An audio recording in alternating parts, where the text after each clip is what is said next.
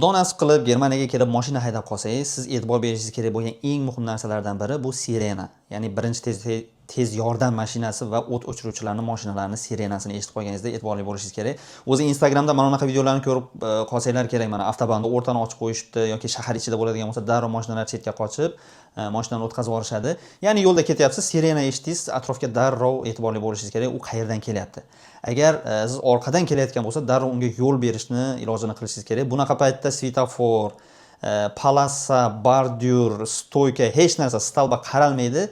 Birinchi vazifa tez yordam mashinasiga yoki o't o'chiruvchiga yo'l berish kerak, zarur.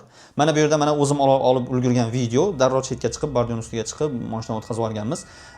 Bu juda ham muhim. Agar o'tkazmasangiz, shtraf olishingiz, juda ham muammolarga yo'liqishingiz mumkin.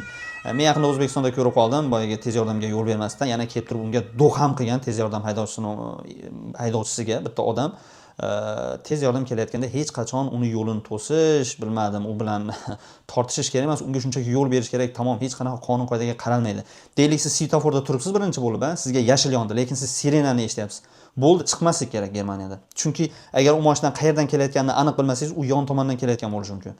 Unga qizil bo'lsa ham u strechnikka chiqib tez yordam mashinasi o'tib ketishi kerak. Shungacha to o'tib ketib, sirena uzoqlashmaguncha e'tiborli bo'lib yoki to'xtab yoki chekkaga chiqib yo'l berib turish zarur.